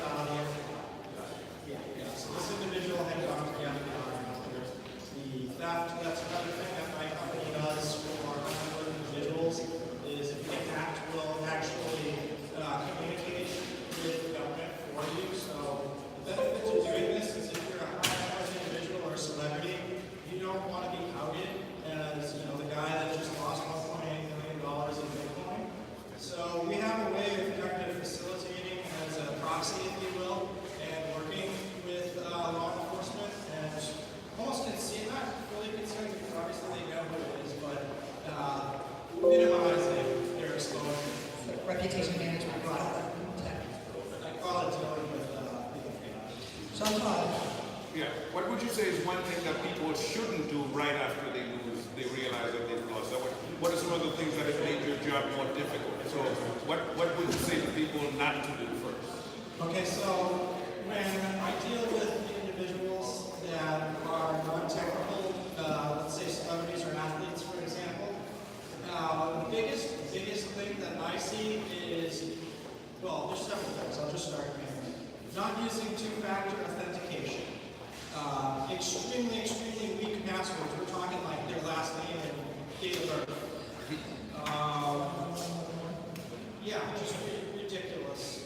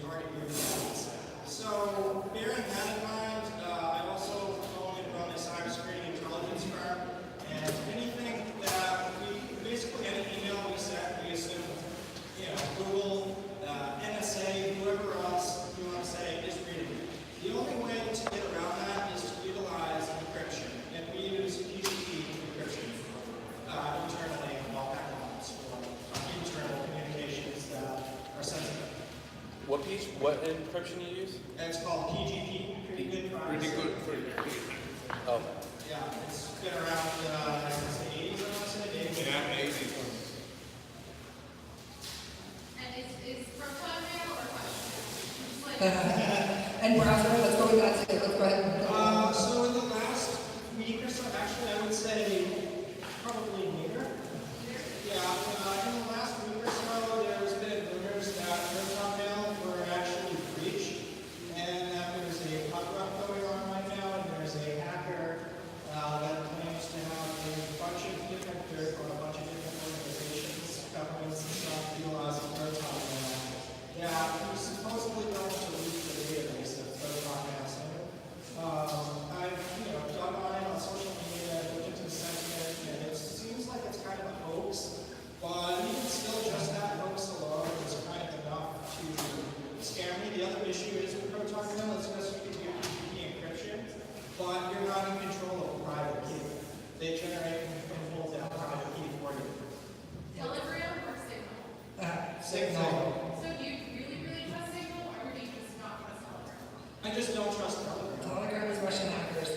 Telegram is just bad and can constantly get reached by Russian hackers. One of the things I do in my day job is act as an undercover hacker in some of the hacker forums because I have clients that I need to look out for. And so in the Russian forums, I've definitely noticed an overabundance of Telegram hacking services. And most of the hackers tend to utilize either Signal or what's called XMPP or Jabber. And that can be ran as well. Jabber is like an instant messenger, but you can enable it with what's called OTR, off the record plugin. And what that does is allows you to use PGP encryption instead of plain text. Honestly, Jabber / XMPP with OTR plugin is the most secure way to end-to-end encrypt communicate because you're in control of that PGP key and you generate it on the system and tell on the system versus on the key server. That's also a downfall of end-to-end encryption. And you can look at things like Signal that on your mobile device contain the private key. What happens if somebody compromises your mobile phone? The private key to decrypt all your end-to-end encrypted messages is there for them to take. So, there is no one silver bullet. All right, one more question, and then we're going to move on to the last topic. Sorry. What about like network security? Like if you're logged into a public Wi-Fi or something, it's like the news and Oh, so that's a great, big question. So network security, one of the things too, and I completely forgot, thank you so much for bringing it up.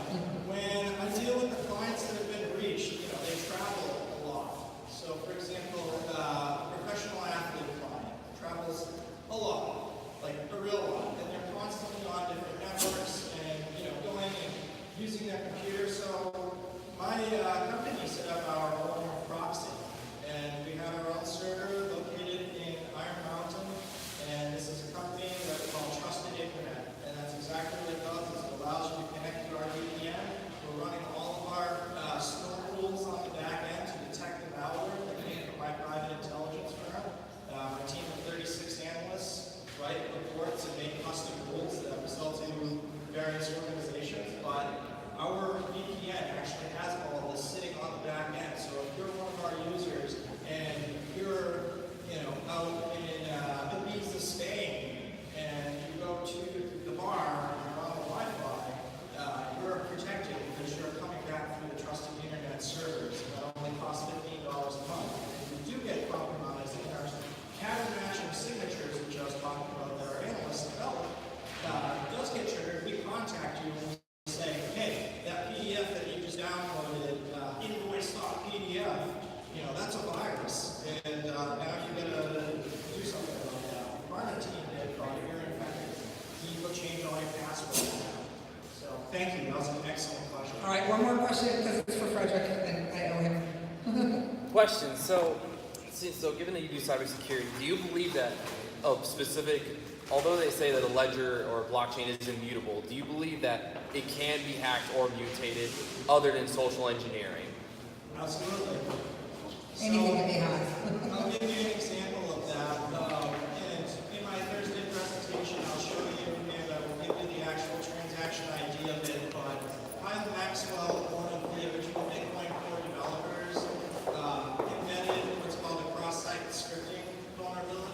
into the blockchain. And what happened was when Coinbase went to render this transaction in the Blockchain Explorer, a pop-up box came up on the screen and just said, if I was malicious, I would have unloaded all of your coins. And that was from Kyle Maxwell, though. But where I'm going with that is that XSX is no longer valid syntax because the Bitcoin Core developers went in and actually changed the script code behind that transaction so that it could no longer trigger the XSS. So yes, it is possible.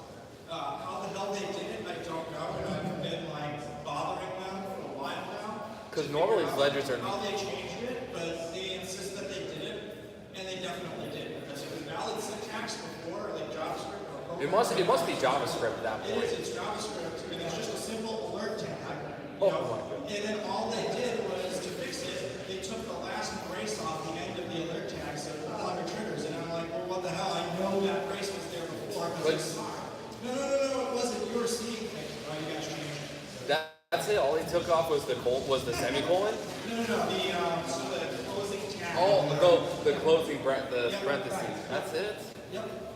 That's still a bigger problem. And it's it's still embedded there, but it no longer triggers because they went back and changed the transaction, which I swear by. They need to escape that by either way. All right, let's continue this conversation upstairs in the happy hour. And if you're trying to hire Jesse, you have to go through smart sorting. Just saying.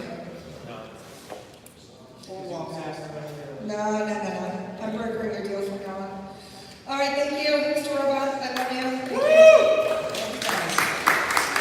Okay, now let's really welcome Adam Russell to the stage. Adam and I have been friends for years. We both have been very involved in the community and educating people in startups and funding and I don't know, we're just serial entrepreneurs. So we do a lot of these kind of events together. Well, actually we haven't done a lot of them, but we do a lot in respective communities. And Adam's doing some really fascinating stuff that he's going to share with you. He's part of BitDragon. Hey everybody. Let me ask you guys a quick question. I know that it's late in the day and I was supposed to come about 11:30. I have a chance to speak now and I appreciate it. I'm only here to educate. I'm not actually going to show anything, sell anything. I don't want to take the money. But I do want to share with you guys some stuff. Last time I spoke on stage, in 2016, I told a lot of people to buy Ethereum at $1,000. At that time, they put $1,000 in. By the time I spoke the next time at the conference, they had that same $1,000 worth over $100,000. So sometimes the information that you get could be valuable to you. So I think that the way that this is set up may be too zoomed in. I'm not sure technical difficulties, but I appreciate you guys staying late. I know that at the end of the day, there's multiple ways to make money in cryptocurrency. Raise your hand if you've ever mined before, if you've been involved in mining, you know anything about mining. Cool. Next slide. Alright, so obviously you guys know you can trade it. You can buy it, you can sell it, you can trade it at an exchange, but you also don't manipulate it. You can talk about that all day in regards to the big boys, the big investors, the big banks, they want to really get total control over the industry. They're the ones that literally are making all the money. CBOE, CME, Chicago Board of Exchange, Chicago Commercial Exchange, they manipulated the market. You guys realize that we never should have hit 20,000 last year? Raise your hand if we shouldn't have hit 20,000 last year. We hit that. That was totally inflated. But the problem was I started trading for time, and then just like a lot of people, I lost money, I gained money, I lost money. I've been through 15 bull and bear markets. I've been in this about 4 years. And I've pretty much done all 4 of these, right? Next slide. So there's, first you trade it. The second thing you can do is you can hold it. You can buy it, you can hold it, you can sit there and stare at your portfolio, make sure it's going to change, it's not going to change, it's going up, it's going down, you look at the price all the time, right? Everybody's always looking at the price of where cryptocurrency is going, but at the end of the day, do we really have control of the price? No control, right? What's the price right now? Anybody know the price? It was down 34.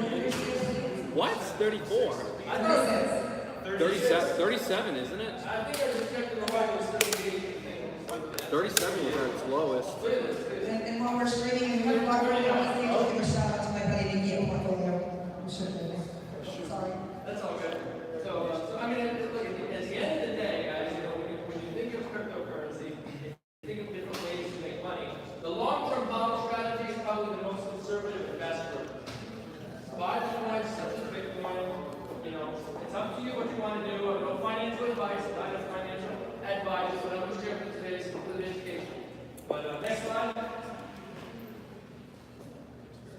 Next slide. Next slide. Okay. All right, so at the end of the day, it would be nice to have a picture. But if I don't have a picture, it's okay.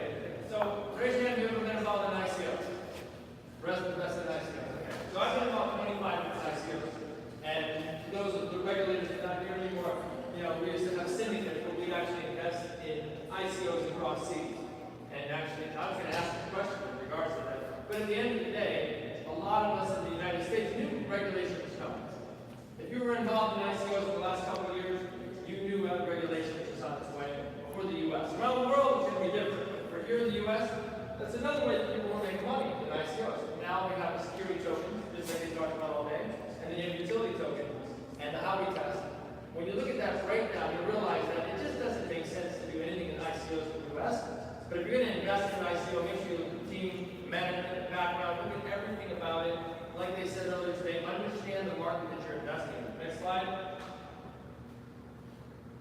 Now, what I'm here to talk to you guys about today is the fourth way to make money with crypto is mining, right? The problem with most people with mining is that they don't understand it. They don't know where it came from, they don't know what it is, but everybody else says it makes money, please do it. Okay? There's some really bright people out in the room today. Have you guys heard that? Oh, yeah. Yes. There's some really bright people. What is it? When it comes to mining, it's a really misunderstood thing. So I'm going to try to break it down. It can be really complex. Somebody really wealthy told me a long time ago, if you can take really complex things and make them super simple, you can share with the masses and people who understand it and it can change the world. Hopefully, there's a lot of people out there that can easily take the message of blockchain, like the Mark Pierce of the world, and the people that we saw today, and they can actually make a difference and get them back to understand that blockchain is going to change the world. Now, here's the thing. Next slide. There's multiple types of mining. There's two real major types of mining. There's proof of stake and proof of work. Raise your hand if you know what proof of work is. Cool. Makes it easy now. So we're not going to talk about proof of stake. Simply, the easiest way to put it is look at the picture. Proof of stake is basically determined by how many people actually own it, and the longer you own it, they pay you for keeping it. Proof of work is required expensive hardware, and you have to solve algorithmic equations that are really, really complex. Okay? Next slide. Now this is an actual Merkle tree to create the next block on the chain, which is extremely complex to do. So when you think of blockchain, you think of mining, you gotta understand what does it take to actually create a block? What does it take to be able to validate a ledger? So each one of these blocks is a ledger of multiple transactions. Then they take things that they actually know, which is the transactions, the hashes of the transactions, the addresses of the transactions. They put something, the time they stamp of when it happened, they address them the last block, and then what they call a nonce. A nonce is just an arbitrary number or digit they put at the end of it. And then, next slide. So, when you think about that process, it takes a lot of computing power. So they also mentioned it earlier today. Who does most of the mining? Who controls most of the mining in the world? China. China, right? Now, you guys have probably all seen the difficulty rates, right? The hash rate. You ever wonder, like, what is this difficulty rate? At the end of the day, that difficulty rate makes a big difference on how much money you make in mining. This is showing in regards to Bitcoin. Right now, December 2nd, BTC, that was yesterday, right? BTC was 39.35 ETH hash. Watch this. Next slide. So, people are going, well, what's it? What is it? What is an exahash or ETH hash? What is an exahash? What's a kilo, a tera, how to exahash? To give you guys an idea how big a number that is, that's a 1 with 18 zeros after it. Jeez. That's how much hashing power it takes to mine Bitcoin. But they don't just, this is one, it's 38 of those. So, next slide. Okay, so, those of you that understand mining, understand mining, you gotta understand that it started before 2014 and then after 2014. So let's talk about the first step. Next. was CPU mining, right? When CPU mining first came out, you mined from the computer. Anybody could do it, but it wasn't powerful enough. So next slide. Then came GPU mining. You could actually mine it. You could mine it from your computer with a graphics card. And they realized that there's a lot more power in the graphics card than there was in the CPU chip that was in your computer. You couldn't do it with the computer anymore. So then they did it with a graphics card. Then they realized that one graphics card wasn't enough. So then they created rings. And you have multiple cards on a ring. Next slide. An FPGA. Anybody know what an FPGA is? Very quickly. We're going to talk about that in detail. For a brief period of time, FPGAs was actually going to be the next generation. Then they went to ASIC. And ASIC mining is what is the standard for Bitcoin mining. Next slide. So let's talk really quick about each one of these. So central processing, you guys think about it real quick. When they created computers, they didn't create them for mining cryptocurrencies. They created computers for processing transactions in a computer. It had a lot of memory, but it didn't have a lot of processing power. That's when they went to graphics. Next slide. When they went to graphics cards, people, now again, this is prior to 2014. The only thing that needed to be mined back then was Bitcoin. So they didn't really need a lot of different scripts and bit streams. I mean, they didn't need multiple coins. They only had one coin. So in 2000, think about this for a second, guys. Next slide. No, next slide. No, not the other way. The other direction. One more. There you go. For a very brief period of time in 2014, the field programmable gate array came out. Now, it was right before an ASIC. It was really powerful and it had a lot of memory. It was super expensive.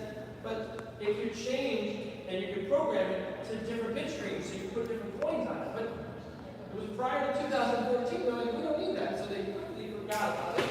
Next slide. And that's when they went to ASIC. Application-specific integrated chip. It does one thing really, really well. Mines Bitcoin. And still to this day, the main chip and process is ASIC mining for Bitcoin mining. Now, however, next slide. That's what a Bitcoin miner, an S9 looks like for Bitmain, the largest provider of mining equipment for mining Bitcoin in the world. Next slide. Now, let's talk about mining altcoins. They went through the same process. When Ethereum came out and the early altcoins came out, they tried to put it on the CPUs and they could because it was very, very little. You didn't really need a lot of processing power. Very quickly, next slide. I mined my first, next slide. You're doing a great job.